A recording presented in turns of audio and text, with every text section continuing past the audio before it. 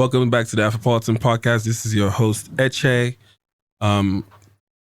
Again, as we usually start off by saying, because the brand new is unthinkable, we fight over the old. What the Afropolitan Podcast is, it's a community of people tied to the global audience, right? And it's people who have different sets of identities, cultural awareness, the people who we like to say live on the bridge. So what we always say to our audience is what we're trying to do here is build the future of the progressive Black community worldwide.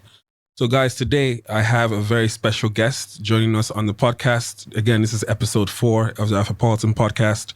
We have Asa Asika in the building. Asa, you're joining us as the first 4 guests on the episode. When I reached out, I was like, yo, Asa, beg. Because Asa, to get you on the phone, it is the heart. Bro, Jesus self, you gotta read Jesus first. You can read Jesus first, bro. But no, Asa, welcome, bro. Please. Thanks for having me. Let's do a quick introduction. Could you tell the people about who you are for a second and start from... Actually, no, let's just do basic introduction. How many siblings, where you were born? Yeah. My name's Asa Asika. Asa Asika, I was born in Ibadan, Nigeria. 1 brother, 1 sister. Pretty much it. I feel like you're like the 3rd person today who was born in Ibadan. Ibadan guys are popping. Yeah, Ibadan people are popping though. That's why they gave you guys train station. You know, the rest of us we're still struggling. But Asa, man, I want this podcast to focus on your journey. Yeah. Past, present, and then future. Could you tell the people, first of all, how you got started in the entertainment industry? I pretty much ended up in the entertainment space. One of my uncles, Obi Asika, used to own a record label called Storm Records back in the day. Storm Records. So I just pretty much... So I used to throw parties when I was in secondary school. Yeah. There was this rap in secondary school, White Sands, called Bonafide. Oh, you went to White Sands? Yeah, I went to White Sands, Okay. Bonafide crew came to me one day and they were like, oh, we want to get a record deal. And at this point in time, like, to me, it was just a thing of like, oh, I have one... I never really paid attention to what he did. Yeah. So I went home and I was like, Daddy, my friends said they want to get signed to Storm. I was like, okay, no problem. After school, I'll take you to go see Uncle and you guys can talk about it. Yeah. So we went there, had a conversation about it. And at that point in time, it was around the same time when I would say the first wave of this current wave, the Banch, Itosi, and Co. wave was starting. I remember that day I was in the office. They had just delivered the Why Me video to the office because Storm was sorting out the rotation on TV. I think MTV had also just launched around that same time. So I went there. We spoke about it. I was like, okay, cool, bring them around and everything. And from there, I just started getting sucked into it because it works hand in hand what I was doing at that point in time. You know how it is when you go to an old boys school. Yeah. We used to throw all these parties and stuff. Back. And then what it was that the difference between our party and everybody else's parties was that celebrities used to come through, so we could get any celebrities come through. And you already had the plug. Yeah, pretty much. Yeah. So that's how I really, really got stuck into it. And then it was now a thing of using the network I had built to push Storm music. Circles I had built a name for myself, and so the younger people and stuff like that. So, because it seems to me like your life, there's no way when you first started that you thought this is what it would be. So in terms of the traditional setting, because I feel like a lot of people we've interviewed, there are people who literally chose to, like, this is how life was meant for them to go. They just turned around and just started walking this way. So what were you supposed to be? Like, what did your parents want you to be? Like, you know, the whole traditional African thing, what were you supposed to be in life, basically? I mean, like, I don't have those kind of parents. My parents are the most supportive, understanding. Okay, that's good. My whole family's like that. I actually wanted to be an anthropologist. Yeah. Like towards the end of secondary school, I was like, I want to be an anthropologist. Wait, what does an anthropologist do again? Study of life. Okay, that's not bad. That's not bad. That one's always going to be here. Yeah, so, and then obviously like the things like, you want to live in Nigeria and be an anthropologist, think about it. So I was at that stage, but I really, because in school, I really liked history, social studies, geography, stuff like that. Yeah. Once in a while when I get the time, I'll randomly watch like National Geographic, Animal Planet. I don't do as much as before, obviously, but that was my thing. So that's where I was going to. I think before that, I wanted to be a lawyer. Obviously, when I was younger, I wanted to be a footballer. Well, it's pretty much, I think those are the 3 things. Yeah. Footballer, lawyer, anthropologist, yeah. So then, what started that transition where you're throwing the parties? Yeah. It must still feel like a hobby. Yeah. Right? Yeah. Like, what started that transition? What was the thing where you're like, wow, more you need to sit up? Like, what was that? What was that period that it happened where you're like, this could potentially be a career one day, or this could be my life, really? I think where I really started, that really became an idea was when I finished obviously in secondary school, obviously it was still a side thing. It was just like, oh, want to have a party, want to have a good time. Yeah. Because think about it, when you're throwing parties in secondary school, it's 15 guys, Trust and you're me. making how much? Trust like, me. it's not sustainable. It was just more, I want to be popular. I want to throw parties. The babes, everything. So I think after I finished secondary school and everything, I said to my dad, I was like, oh, I want to do a gap year before I go to university. I didn't think about anything about that. Let's go do the A-levels, whatever it was. And what happened was I just got really sucked in because then I now actually had like a proper job at Storm. What were you doing at Storm though? So in Storm, what I was in charge of was promotions. Okay. So what I was doing was like the club promotion. Club promotions I had already like mastered. So, and I was growing into like radio, TV and all that kind of stuff. I was doing that. I finished secondary school. I did that for like a year or two. Yeah. And in between that, I was still doing club stuff. So at that point in time, we had a spot called Rehab. Back in the day, Rehab was like the most popping club. Yeah. So we started doing nights at Rehab. They got really big. Rehab was the most popping club at that point in time. Like people who are popping to today will tell you, Rehab played a huge part in my career. So it was around then I was like, I can actually do this. And I started working with artists one-on-one. I worked with Nato Beats, Sasha, Ikechukwu, YQ, R2Bs from Ghana. Yeah.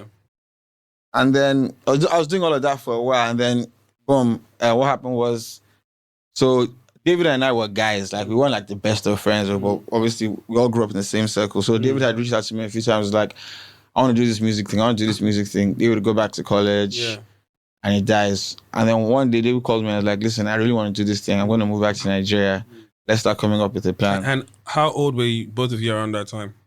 I was 2021. So I think I was 20. I think I just turned 20 and David was 18. Yeah. Or 17 and 19, actually. Yeah, 17 and 19. When David was like, okay, I want to do this thing. I want to move back. And then David finally moved back when he was 18 and I was 20. So yeah, 2009. 2009 was like my getting my nonsense out of my body phase. Yeah. As 2010, that's when David actually said, okay, let's do this music thing. Started making plans here and there. And we put out his first single in May 2011. What was the first single? Back When, featuring this. Wait, the first single was Back When? Yeah. I don't know why I thought that there was a single before that, but so the first single, it hits out the gate. Yeah.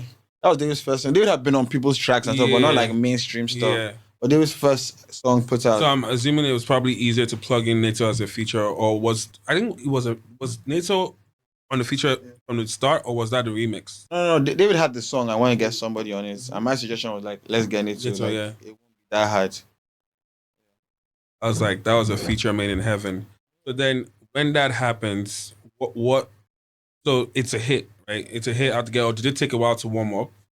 Yeah, it took a while to warm up because at that point in time, David had this agreement with his dad about like moving back to Nigeria and school and everything. We couldn't do a lot of stuff. Like the song was doing really well, but then it was nothing of like we weren't able to like really own the song at first. It's supposed to be in school.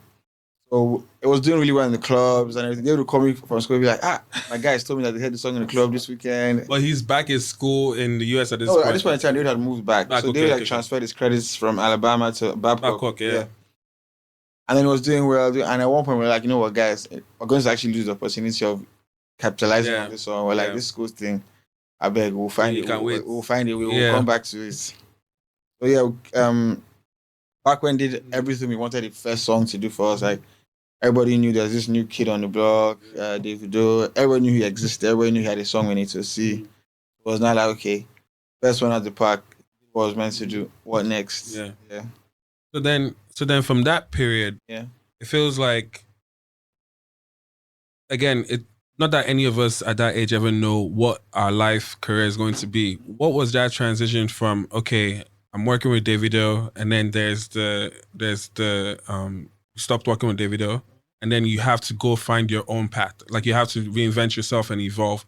What was the feeling like throughout that process? Because I'm assuming that there might have been a lot of maybe low-key anxiety, because I'm someone who also started doing events when I was like 18, right? So you know the idea of the person who's always been popular from get, like you've never been the person who walked in and people didn't know what you were. Yeah. So then when you know in your head that you need to reinvent yourself, but other people are still looking at you like, well, you're still the guy. What is that thought process like where you're like, hey, I have to probably take a step back for a while and really think through what I want my life to be? What was that thought process like? I always say to people all the time, like, listen, the best thing that happened to David and I in our relationship was that falling out. Yeah. Because it allowed both of us to grow as people. Yeah. Later, like, obviously, like I said, we're all from the same social circle. There was never going to be a situation where me and David wouldn't and again. See. Yeah. So obviously, we still used to see and talk. I used to get bookings for David, throw things David's way all the time. So it was now a thing of like, okay, I had sort of become branded as Davido's manager, and I'd never wanted identity outside of that. Yeah. So it was not a thing of like, okay, guy, I need to like go back to the drawing board. Because do you want to talk about what led to the fallout, or what were the circumstances that contributed from both sides? Yeah, because we both are young. Yeah, that's pretty much what it was. It was just two young guys living life. Yeah. And just actually not running everything as a business. Yeah. That was pretty much vibes. Yeah, that was pretty much like we were working, we weren't doing the business side of work. Things, yeah. So it allowed us to both grow up a lot. Allowed me to go back to the drawing board and be like, okay, I need to find a way to balance this thing where like I can be known as my own person. Yeah. So and it was a blessing for me because like obviously I started my own business. Opened up a hookah lounge with my guys. Some of my friends. What was the hookah lounge? And like here called Shisha Room with DJ Obi. Okay, yeah, Shisha Room. Yeah, and someone else. Then I opened up a proper management company then called Stargaze. So at that, who do we worked with? The thing about it was that when I stopped working with David, everyone wanted to work with me because they're like, how far? And I was being really protective of who I was going to work with and all that kind of stuff. I started working with like new artists. So I worked with Bodge, Ayojay. Were you involved in that Bodge mixtape? One that had Shakara on it? It came out before I started managing him, but then I pretty much like repushed it, and it did pretty well. He won like the first Hedges for first alternative song, best and stuff at that point in time. So that did really well. Like Ayojay, obviously I still did some work with Nate, so I worked with the band for a really short time. Was doing events like the DRB concert back in the day. Then was like one of the biggest events in December. So and it allowed me to grow and now realize that, okay, this is more than just vibes. So this is actually I'm going to do. This is a business. Yeah. So in 2016, when David was like, "Alpha, let's redo this thing," because like I said before, like we're all guys. Like at the end of the day, there's certain things you go through with guys that nothing can shake, no matter what. Yeah. And it wasn't even. It was a simple thing of, "I'll come to your house." David special. Do you reach out like text, call? No, it wasn't. Guy, we're coming to your house. Yeah. David special, Ashley, sat on the dining table, spoke for like 20 minutes. Like, okay, how far? How are we gonna do this thing? But in the time though, because I feel like this happens to a couple of people through life, right?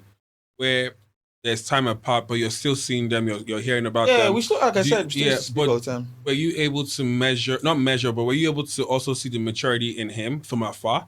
Where, because sometimes you can fall out with people, right? Yeah. And reasons when time passes, you can even forgive them without even talking to them. Like you can be like, "Yo, we were young as shit. Like, what the fuck else are we supposed to do?" Yeah. But the idea now of being able to then come back and talk and then be like, "Okay, cool, this is where we now want to go." Yeah. What for you, was it a thing where not that I know that there's anything you had to forgive, but did you have to then look at him from a new lens? No longer the David of 18, but David who's like maybe 24, we stopped 25. Working when he was like 20, 22. And obviously he had become a more successful artist back then. He had just launched his own label, signed with Sony. So obviously he was a much bigger artist, way more successful. He had become a businessman. So obviously it was not a thing of us sitting down knowing that, okay, minus each other, we've been able to do this. That kind of thing. Yeah. So there's like mutual respect. Yeah. And we're saying, okay, this is where my career is at. This is where my career is at. So I'm trying to take it to this next level, and I feel as if you can do this for me. Yeah. We spoke about to give ourselves some conditions. Like, we're not going to do stuff like this, and that kind of thing. Having learned from the mistakes that were made in the past, right? And then, that was 2017. And no, we spoke in 2016, started working in January 2017. So it's been over 4 years now. Time flies, It's funny because I feel like we're all around a similar age. Yeah. So I'm 30, David, Bizzle, the whole thing, right? And I think literally like in any other industry, because we're still young, right? We're still considered young, but in any other industry, you're putting 10 plus years. That's a lot of years in an industry, right? What are some of the changes you've seen happen that you were like, still can't believe? Because how do I put it? Like around that time, like let's say 2009, we used to come back in December, right? Chill, do all that stuff, and you're like, yeah, the bands are popping, we're listening to the music, but bro, like, yo, we're selling out O2 arenas, bro. Like, what is that feeling like, especially when we're with David in the arena and you're seeing a sold out concert, and you remember when, I don't know if you thought through it like this, but you remember when, yo, the sacrifices that had to be made to get here, right? And only few people can appreciate that moment, like can actually appreciate that moment because you were there from the beginning, you know? I mean, bear in mind, first of all, like before I started working with David again, Bizzle and I had just merged our companies together to form The Plug. Yeah. And we had like a completely different kind of go. Like we weren't trying to like manage artists then, because we were just... Could you explain why you didn't want to manage artists? Is it the headache? No, what's not bad. Like, for example, like Bizzle has things he likes that I like. I have things I like Bizzle doesn't like. And that's why that's why it's a partnership. Like the times when I'm on road for 6 months and Bizzle is here covering up for me on certain thing, and vice versa. So it was just a thing of like, let's get the company to a certain level, certain stage before we start tying ourselves to like full-time management and stuff. So what like I was saying, like what you were saying earlier, one thing you learn is that you can't do everything by yourself. Of course not. That is why, like I tell you all the time, Bizzle and I's partnership is a blessing from heaven because we're very unlike each other. So it complements each other. Don't get twisted. Bizzle and I fight all the time. Probably fight at least once a week. But then it's for the greater cause. So that's why, like we were saying earlier, when certain moments happen, like I remember the first O2 show. I remember saying to the Bizzle, I was like, everybody that works in our office, I want as many people as possible to come to this show and realize, so that when later on in 3 months, when I'm going crazy on you about something, you can realize see why to go, I'm going crazy and you understand the goal. So the same thing, David flew like 15 of his guys, or maybe even more. I flew at least like 3-4 people from my office, some of our other clients, just wanting them to see, okay, guys, this is what we can do. And it's more. Let's just the beginning. So I'm a firm believer in teams, not me making sacrifices for other people to eat, to get to a certain goal, stuff like that. Because at the end of the day, it's not like anybody gave us a blueprint for all these things. Like at the beginning of this whole thing, it was vibes. It became a business in Nigeria. It became a continental business, like something on the continent, and it's a world thing. So it's the things I'm still learning. Like I remember earlier this morning, my sister was in the car with me when I got sent a phone call and everything, and she was like, "Wow, you guys sound really excited about it." Thinking that because we're so big now, we still won't get excited about certain things. And I'm like, "Why won't I be excited now?" Stuff like that. So, and as excited as I was, it's that whole thing is still a challenge. Like there's work to be done. And I've never done it before, but I'm like, guys, it would be very, very, very, very epic if we can pull this off. You know what's funny? Because I wanted to take this time to give Bizzle his flowers.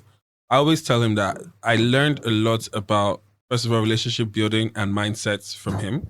Because as someone who was based in the US, I might not have had as many contacts on ground like Bizzle does. But every time I would reach out to Bizzle, like, hey, Bizzle, can you intro me? Can you do this? Can you do that? Oh, no, Bizzle is the king of... He would do it in like, you know how like sometimes you think maybe you have to jump through hoops? He would do it like that. And I remember when I started moving that way myself, I understood why you should do that as many times as possible, because sometimes, you know, there's this mentality of scarcity mindset, like, oh, if I give you this intro, maybe something to do. But with Bizzo, it was almost like the more he gives, the more comes back to him. Yeah, that's always it's always been his mindset. Yeah, man. Definitely it's something I would definitely love for more and more people to It's something embrace. I learned from Bizzo, because it's always like, connect this guy, connect this guy, connect this guy. At the end of the day, like I said, it's teamwork. You can't do everything yourself. Yeah. So, yeah.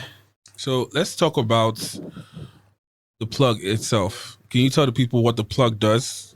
Yeah. So we're a full entertainment company. Yeah. We're not a record label. Yeah. Wait, why do you like to make that distinction? Because I'm gonna get 100 emails saying, boss, sign me, boss, sign me. I try to make...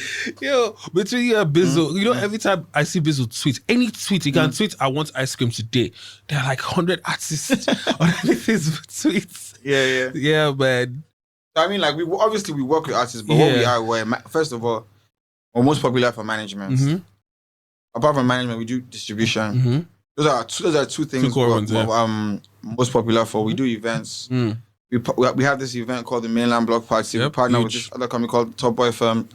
We do it together. It's called the Mainland Block Party. It's a monthly event. It's huge. It's done really well. We started touring it, so now we've done it in Abuja. We've done it in Ghana.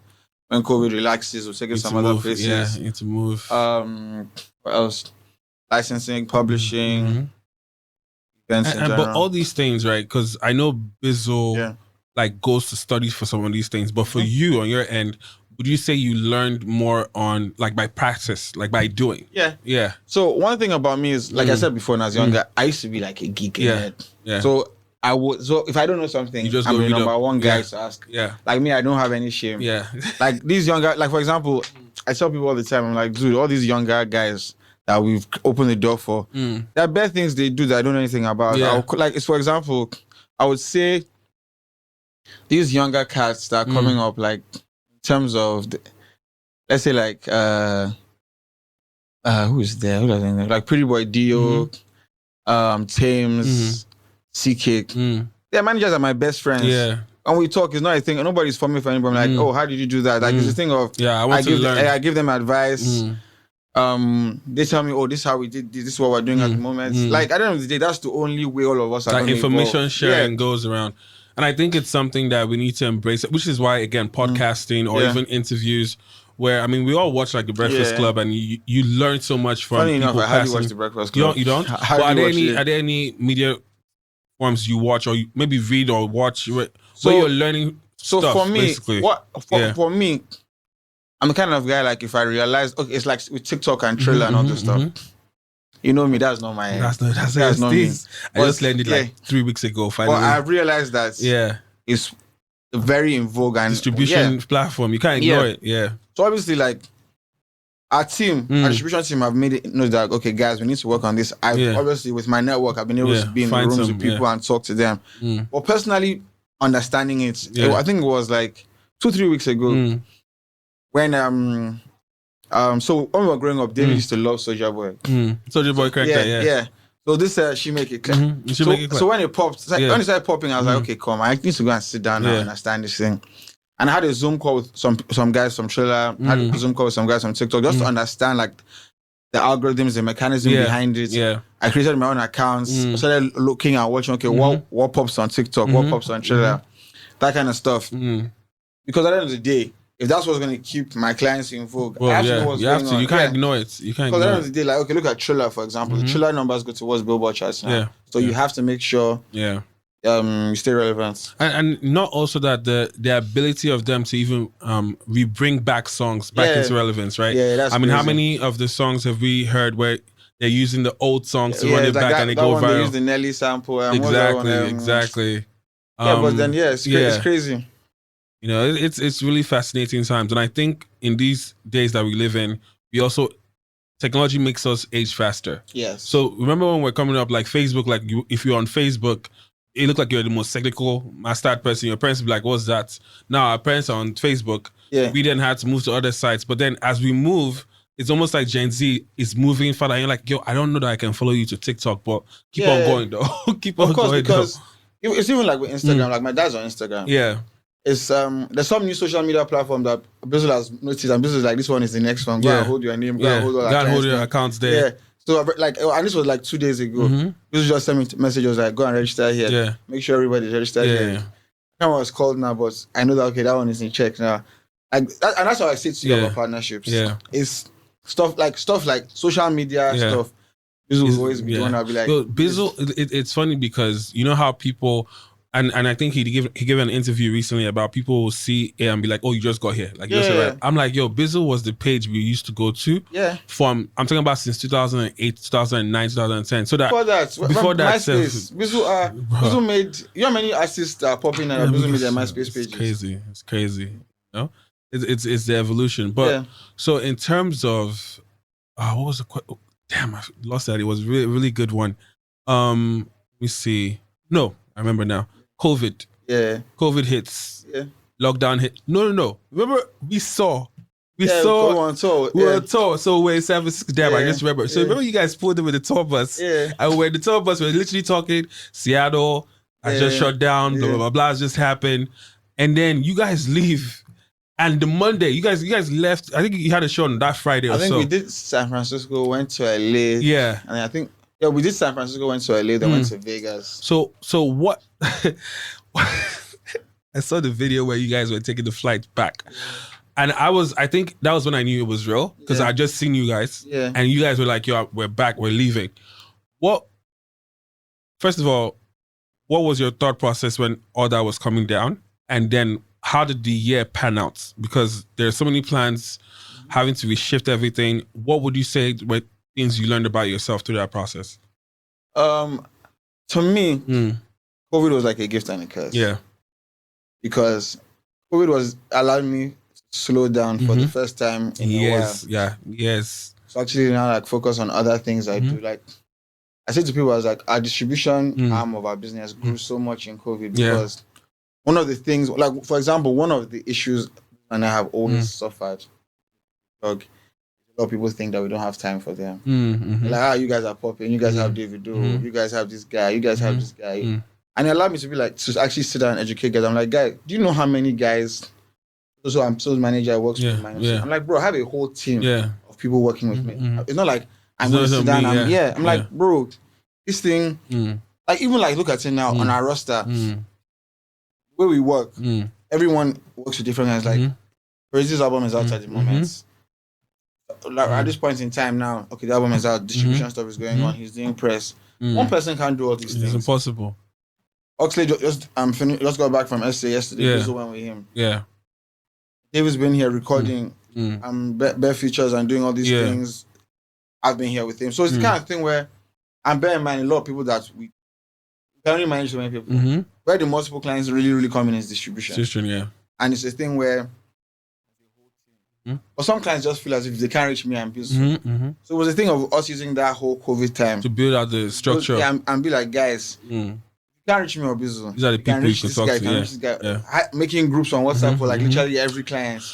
So everyone can, you know how talented they are now. They feel like, oh, I don't have my time. And I'm like, dude, we have weekly meetings. I'm being told what's going on. Man, bro, that's why I was telling you that when you responded to you know what I said to WhatsApp? I'm not going to lie. I was like, I don't even know if Asa is in the country.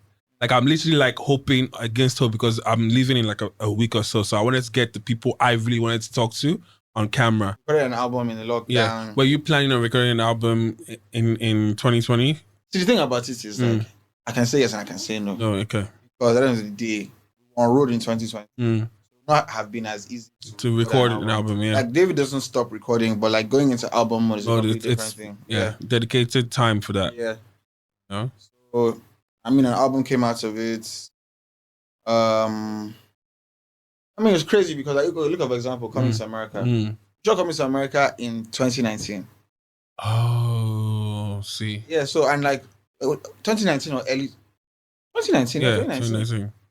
I'm not mistaken. Yeah, because I don't think it could have been 2020. Yeah, definitely 2019. Yeah, 2019. We shot in 2019. We're meant to come out in 2020. We already come up with plans for premieres all over Africa. We're going to the US premieres. Like, there was a lot that had to be shifted. And at the end of the day, we end up watching premiere on Amazon. So it's like, I'm like, bro. Hey, no. Don't discount Amazon, man. It was helpful. No, shout out to Amazon, obviously. Yeah, but if not for them, the movie will not be out. Yo, I think I saw a clip where David was talking about were you on sets for Coming to America too? Yeah. What was that set like? Especially it was Rick Ross's place, right? And No, we didn't shoot at Rick Ross's place. Okay. So we shot Tyler Perry Studios. Okay, Tyler Perry in Atlanta. Yeah. Yeah. So I mean, it was epic. Think about it. You're on set with Eddie Murphy and all these guys, and it's just a different level of production. Does it feel surreal? Because I mean, bro, like we grew up watching Eddie Murphy, right? David didn't believe that he was in the movie even after he did it. David used to call me. Like I had to see it himself. They used to call me and be like, "Are you sure that you seen that clip? How far?" Because the thing is, they didn't want David to do press till it came out. Until it came out, yeah. So you couldn't talk about it. Yeah, so David was like, "Are you sure I'm in this movie?" And I'm like, "Guy, we've done all the paperwork. Everything is so like, yeah, send me the final mix." Because obviously, like, performed assurance and it was a different mix and everything. So he was like, "Send me the mix that they're using." I'm like, "Dude, it doesn't work that way with this. Like, we're not in control of the whole thing." Yeah. Like, guy, are you sure I'm in this movie? So surreal. So then to even dive deeper on that, I have the theory, and I think it's not a special theory, but that Afrobeats is like the cousin of hip hop.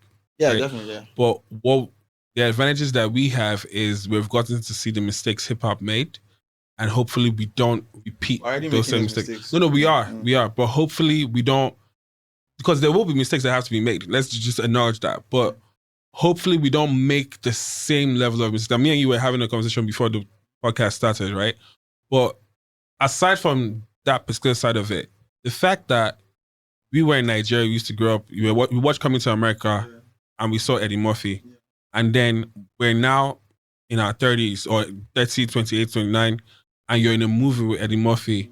And if you had told them 2009 that you'd be in a movie with Eddie Murphy in 10 years, are there times you wake up and you pinch yourself like, yo, fam, I'm living the Diddy life. Like I'm living the life where we used to read and be like, yo, this is how the hip hop guys started with Tupac, with Biggie. This is in the history of Afrobeats. Asa will be like there. Like you cannot tell the story without including you. So are there moments when you're like, no, let me even make this is the question. Yeah. Are there moments when you realize that you're making history while making it? Yeah. While living it, basically. Yeah. Yeah. I mean, there's some days where like, and okay, for example, David and I do it lots. Like I'm a guy. He didn't plan all this one. Like, of course. Like, for example, when we wanted to do the O2 at first, our booking agents, nobody believed that we could do it. And it was to me, it was simple math. I'm like, guy, do you know how many Africans there are in London? Do you know how many guys are just here on student visas that are Nigerians that we know? Do you know how many of our guys have friends that they've introduced to Not just London, Europe. And everything is close. Yeah. So when we actually, because the O2 you can set it up in different ways. Yeah. I think when we actually launched the show, the way our booking agents and everybody abroad had set it up, I think they had set it up for us to like 10,000. I can't remember the amount, but it was more than 10K. Yeah. When we hit that number, they were weak, and then we were like, add more, and they were like, I was like, bro, add more. Yeah. We actually went to the office to have a meeting with them, and they were like, are you sure? I was like, add more. We're going to sell the tickets out. Yeah. So for me, it's always a thing of like, these guys didn't even believe we could do this thing. So there's like, for example, there's other stuff we're working on. Like it doesn't stop in London. Like there are more venues we want to sell out. Of course. And it's a thing of explaining the simple. Like for me, I'm a very straight to the point, hitting it on it. I'm like, guy, do you know how many Africans alone now in all these cities they're talking about? That's if we start promoting this show. 'Cause at the end of the day, I say to people, I'm like, Drake doesn't just announce he's performing at some venue 1 day before the show. Like there's a structure to all these things. Announce it 2-3 months before. Yeah, you sell it out. Yeah. So for me, is that the O2 was obviously a moment. Coming to America was a moment. Winning the second BT award in 2018 was a moment. Why the second one? Because it was the first time I was presented on stage. Okay, true. What else? If I'm foregoing gold in the US, definitely a moment. Okay, so now I remember the questions I want to ask, right? So if for like that fire like that. There's another one. That is my personal favorite. One Baby. Yeah. It was One Baby. It was 2018. Was it 2018? Okay, but it felt like it was around the same period. Yeah. That was the hot streak. In that moment, right? And being the manager. Yeah. I'm putting my head in your shoes, where you're like, how can we save it? Like Aspire, like your the touch is hot. So do you make me run the whole thing? Like, can you max out the credit card, or are you saying, oh yeah, do this? Because it was literally like every song, not literally, every song was a hit. And I know how planning is, where it's like, okay, let this have this span, let this have this span. What were the songs that you didn't think were going to be huge, that became huge? And then what were those songs in that streak, in that period? The other thing with music is you can plan, and one thing changes everything. So we knew If was going to be a monster. Yeah. We knew 4 would do his job. We didn't think 4 would be as big as it was. Yeah. I'm not going to lie. Like, I knew it was going to do well, but I didn't think it was going to be the one. Fire, I knew it was going to be huge. Like, so for example, Fire wasn't meant to come out when Fire came out. Yeah. So and we go back to the label and we're like, we want to put this song out now. Yeah. And at that point in time, I'd already submitted the video for like that. That was the third single for 2017. It was good to go. Yeah. And we go, we're like, guys, change your plans. We need to drop this song next. What happened when was Fire recorded after like that? It was basically recorded. But what happened when, like, is it like you guys played it and there was a reaction, or what was that? Fire, there's some records in everybody's career that like the timing is everything. Yeah. So we are all just gone through like Fire was a record that was recorded like during a hard time for all of us. And we're like, guys, it's kind of the way this record is, if it doesn't come out while this is still fresh, it won't have the same effect. I remember everybody being like, oh, we've gone far, we're pitching on this. I'm like, guys, we don't need pitching for the song. Just drop the song like that. I remember we recorded the song maybe Monday. By Wednesday, we were on set, we're going to stay with client shooting the video. And everybody was like, why are you guys doing? I'm like, guys, if this song doesn't come out now, you might have missed the window of this song. So we did that. Fire was huge, obviously. It affected like that, obviously. Of course. But at the end of the day, real people relate. People that like music, who know good music, will still come and say like, that's an amazing song. But it's so obviously, as a fan of David, right? I was like, so If comes out, and actually let me backtrack. This was 2017. But 2016 December, we were here for Dirty December, and this was around that time when recession was happening too. Naira was like 500 Naira to 1. So the streets were really off that December. It was really, really off. And in terms of shows, there were shows, but it always feels like when there's no David show, December feels off. So you could really tell, because there was no David show that December. I remember that. So you could really, I was like, damn, where's David? What's up? What's going on? Like, literally, it was like, and I'm like, I've never got the sense from either you, Bizu, that you guys are the type of people who just be like, you know what, I'm tired, I'm done. Yeah. So I was like, so when If came, I was like, hey, thank God. At least now I know that these guys still the game. If comes, Fall comes, Fire. But then the one was like that was a song to me that was like, fam, the dilemma of like, you have 2 amazing songs. And that you have to roll the dice. You can't really complain because at the end of the day, everything is great. But I just kept on thinking like, man, like I feel painful like that because that song, I'm like, yo, I like, it just felt like before it said Fire was already, nobody wanted to let go of Fire, bro. The long and short of the story was that if we held like that to first quarter of 2018, it would have been much bigger. Yeah, we know that. Is that something that it like moving forward, it's a part of the strategy now where you don't feel like, because bro, it felt like that December of that, obviously 2017 December now. Bro, bear in mind though, like, David performs like that and it rips any crowd. It's not like the song flops. No, of course. Of course. When San Francisco, he performed that too. So, oh man, it's just. So, you know the thing about it, 2017 was really a year of like, you guys think I'm shaking. Like, it was a statement. It was a statement. It was the year of like, moving forward, nobody should ever in your mind think that like, we're not here long term. Because the 2016, I remember, bro, it was just one of those things where I was like, yo, where, because you guys were also not out like that too. You know how like when you guys roll, everybody sees you guys were not. There was a feeling of, man, and there was also the whole recession thing. Everything. I was like, man, is this how? But David was in Nigeria in 2016 a lot. So it was that feeling. Okay, so then the period where he has to break out of the Sony situation and come back. What was that thought process for? Because, okay, let me put it this way. There are people who see how David, you guys roll deep. Right? And for some people, they're like, man, I don't like rolling deep like that. But when I've interacted with all of you in your setting, I see how everybody plays a role. right? And I guess what my question is what is your, because sometimes I feel like you come in, you're able to collect space. I'm the quiet guy. You're the quiet guy. Yeah. But it also feels like you don't let the crowd affect what you do. Yeah, definitely.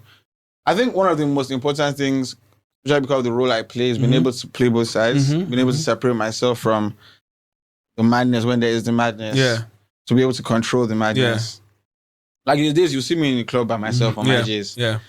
Like, and then at the end of the day, like you said, for us, and it's something I learned from David, it's just a thing of, David is a 500% extrovert. Yeah. Like David 500%. David just, like there are times when David and I would travel alone. Yeah. And David would not let me stay in my room. Yeah. He'll literally be like, come to my room, or end up in my room. Yeah. Like he's that kind of, he's a people's person. And he always feels like he has more energy than everybody. Yeah. I forget where it was where I was tired on his behalf. Like I'm like, and he's like, no, I still want to. I'm like, bro, like.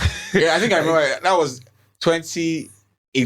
It was like, I think it was one of those shows. Did, I'm like, what's it called again? Bay Area show. Yeah. I remember. I'm like, bro, never tired, man. No, because like there are times when we do the shows. Yeah. And I'll be like, bro, I'm going to the hotel. Do you ever worry about burnout? Because David was the first artist that I worried about burnout. Yeah. Where I'm like, actually, let's really keep it real. Since 2017, he's toured till I think 2020 because of COVID was the 1 year it stopped.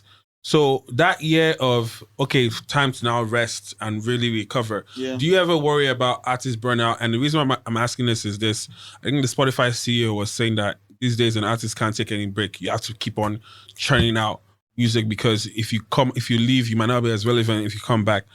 What are your thoughts on that?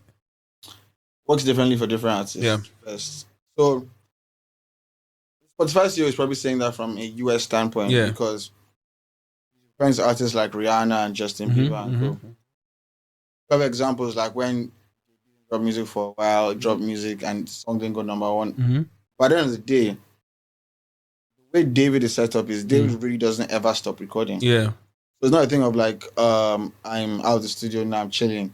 Like even when David's on a break, he's still lacing ideas. Yeah. Like David can tell me, oh, I'm going on holiday for 2 weeks, and during that holiday, he still sends me ideas. Yeah. So I mean, like everyone's structured differently. He will happily. There are times when David will be like, "Guy, I'm tired." Yeah. And I'll be okay. You know what? For the next 1 week, nobody's stuck David. Yeah. But he's the kind of guy is like, okay, give me my to-do list, book everything in 1 week. I'll do everything. So like when we like our corporate clients. Yeah. Be like, okay, we'll do the photo shoot on Monday, we'll do this on Tuesday, and they'll be like, no, same day. And they'll be like, are you sure? I'm like, no, I don't worry, we'll do everything same day. And David will work 4 days on beast mode, and on that 5th day, just know that. Just let him be. It's, for example, there's this thing everybody knows. There's a knock I have.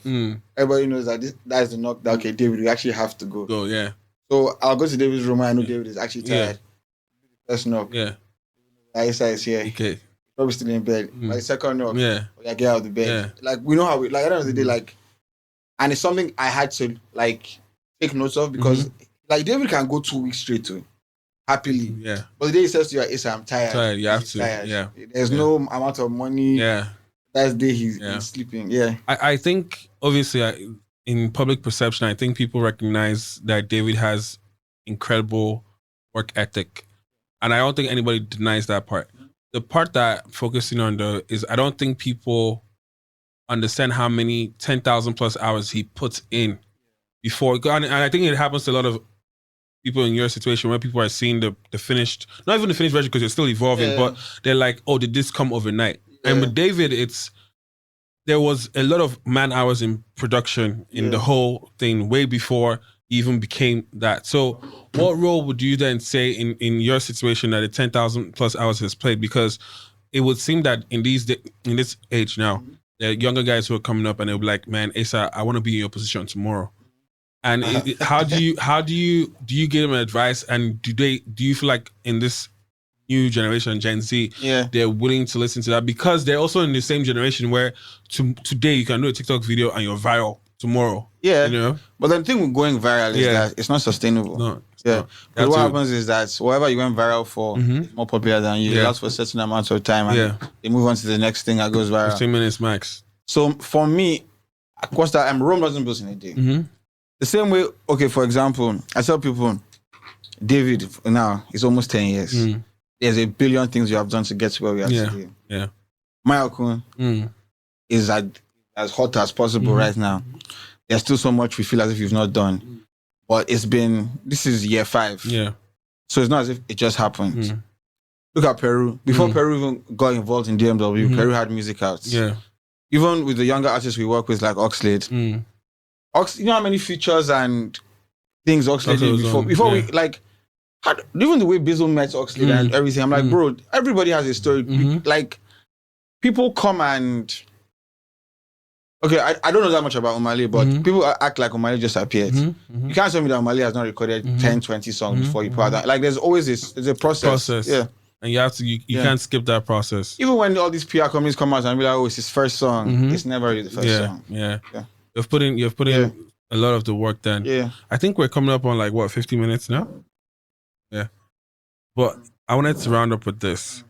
If you had any thoughts or wish or desires for 2021, because we're just coming out of a year where it was bro, I don't even like going back, but like you said, it's blessing, curse. If you had any desire for what the future would be and any wish, and what would that be? Oh, I mean, it's a very broad question. Yeah. But are there any things that you go to sleep at night and you're like, okay, I want to accomplish this one more goal? Yeah. I mean, there's way more. There are a lot of things. Yeah. For me, 2021 is a year where I'm like, it's grind now, shine later, basically. Because I feel like I lost a year. Yeah. And one of the things I wanted to do in 2020 was diversify a lot. Like, obviously, like, we did this deal with a fintech company called Bitsika, where David, myself, and Bobo are now shareholders in the company, own equity in the company. We're doing a lot of deals like that where we own equity in the company. Yeah. Minus those deals, we're also creating platforms of our own where even if we decide to stop putting out music today, platforms, stuff like that. So for me, this year is a year of just I mean, when I say I already have multiple streams of income, but I'm like multiple streams of income from different sectors. Yeah. Finishing up on some ideas I wanted to start in 2020, growing certain projects. Like, for example, with the mainland block party, the ideas we have, we haven't even knocked 30% of what we want to do in mainland block party. Our distribution platform is growing way faster than we thought. I don't think there's been a month where we haven't had like a number one song in ages. As we're recording now, we have the number one song on Apple Music, for example. And I always tell people, I'm like, this is not DMW stuff, this is other clients. Yeah. What else? We're trying to really work on our publishing and licensing a lot this year. And then I also want to start working with more new artists. Like, I want new artists, when you say new artists, like, so I want a new challenge, like from scratch. Like Oxlade is fine. Oxlade has done. It's going to be good. Yeah. We have another new artist we're working with called Jimmy Abdul's. But I want you said Jimmy Abdul's. Yeah. Okay. What type of music is he in? He produces and sings, so R&B, a little bit of pop here and there. But I want I want to find someone and like from scratch and work with. What else do I want to do? That's all music, and then obviously I want to grow in the event space minus mainland block party. But so in terms of, do you have like a PA, like a team too, right? Because the bandwidth. No, we're a little team. Like it's like I have the most efficient PA possible. Obviously, like the distribution base is not Bizzle and I alone. There are 4 other people involved in it. The promo side, there are 2 other people involved in it. So in terms of recruiting talent to join the team, what criteria? Because I mean, you first start off as you and Bizzle, right? And then you now have to convince other people to join on this journey. Would you say it's obviously it's not as easy, but what's the challenge in recruiting people and great talent too to join the plug? So I mean, for us, our number one rule is try to employ people younger than us. Want to empower. That's one. And then for me, it's not about, you have a degree, this. It's more about what you're trying to do, where you're trying to be, where do you see yourself, that kind of thing. And obviously, we've had some staff where we've had to let go. We've had some staff that have quit for their own reasons. But just want a situation, I say to people all the time, I want a situation where in 4 or 5 years, when I need to do something and I can't do it myself, I can pick up my phone and call you. Yeah. Perfect example of this, I tell people all the time, is Sam Frank, Meal's manager. I tell people all the time, Sam is my first son. And I know that Sam can stand. Sam will not pick up his phone in 2021 and call me unless it's a challenge that power does not reach. Yeah. He has tried every other option. Yeah. So, and that's the way I tell people all the time. I want a situation where we have 10 of those. And when we come together, it's literally amazing. And the thing is, what people don't appreciate enough is peer-to-peer mentorship. Yeah. Right? Where it's like all of us are in 10 years now. Yeah. What we're talking about is going to be different. Exactly. All you and your guys who came up at the same time are going to be, and women too, obviously, are going to be CEOs and founders of top companies. Yeah. And what that means is you're picking up the phone to make one phone call. Yes. Versus I need to talk to the account manager or loan manager. No. These are all our guys. Yeah. Right. I think more and more people should network peer-to-peer because it's good to look up to. But peer-to-peer mentorship is also really good. We say it amongst ourselves all the time. Like, guys, in 10 years, we cannot all stand up now and say, guys, we're going here now. Yeah. Then we messed up. Yeah. Yeah. There's a project we just started. It's a few of us, me and some of my friends. It's not music related. Yeah. And it's a very capital intensive. And I'm like, guy, let's know the guys that are coming on board now.